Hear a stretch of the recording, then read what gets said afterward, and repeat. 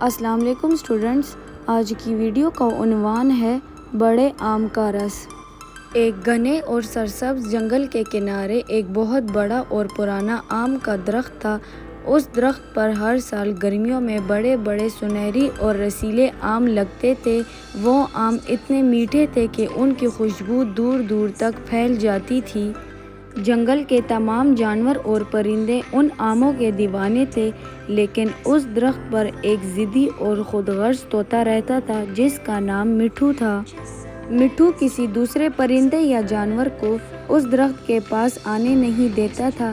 جب بھی کوئی آم کھانے کی کوشش کرتا، مٹھو اسے چونچے مار کر بھگا دیتا۔ وہ کہتا، یہ درخت میرا ہے اور اس کے سارے رسیلے آم بھی صرف میرے ہیں۔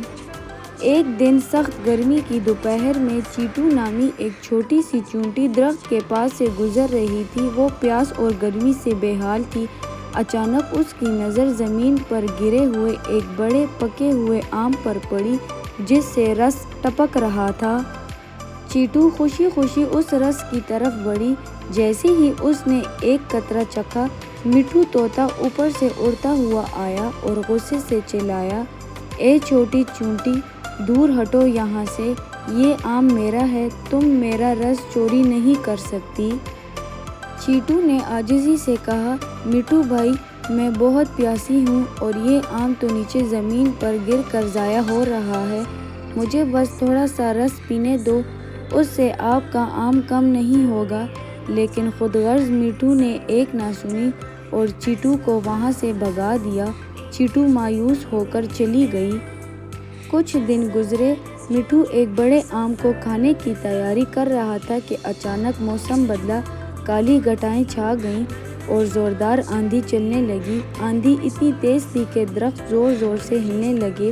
مٹھو نے ایک گھونسلے میں چھپنے کی کوشش کی، لیکن ہوا کے ایک زوردار جھونکے سے اسے اڑا دیا اور وہ زمین پر جا گرا۔ اسی دوران ایک بڑا اور بھاری آم مٹھو کے ٹھیک اوپر آ گرا، جس کی وجہ سے مٹھو کا پنکھ نیچے دب گیا اور وہ زخمی ہو گیا۔ آندھی رک گئی، لیکن مٹھو ہلنے کے قابل نہیں تھا۔ وہ درد سے کرا رہا تھا اور مدد کے لیے پکار رہا تھا، لیکن کوئی اس کی آواز نہیں سن رہا تھا، کیونکہ اس نے ماضی میں سب کو ناراض کیا تھا۔ مٹھو کی آنکھوں میں آنسو آ گئے، اسے اپنی خود غرضی پر بہت شرمندگی ہوئی۔ اس نے چیٹو سے معافی مانگی اور کہا، مجھے معاف کر دینا چیٹو، میں اتنا بڑا ہو کر بھی دل کا چھوٹا نکلا اور تم اتنی چھوٹی ہو کر بھی اتنے بڑے دل کی مالک ہو۔ اس دن کے بعد سے مٹھو بالکل بدل گیا۔ اب وہ درخت کے بڑے اور رسیلے آموں کا رس جنگل کے تمام چھوٹے بڑے جانوروں کے ساتھ مل بانٹ کر کھاتا تھا۔ سبق: اس کہانی سے ہمیں یہ سبق ملتا ہے کہ خوشیاں اور نعمتیں بانٹنے سے بڑھتی ہیں، کم نہیں ہوتی، اور سچی اچھائی یہ ہے کہ ہم برائی کا جواب بھی بھلائی سے دیں۔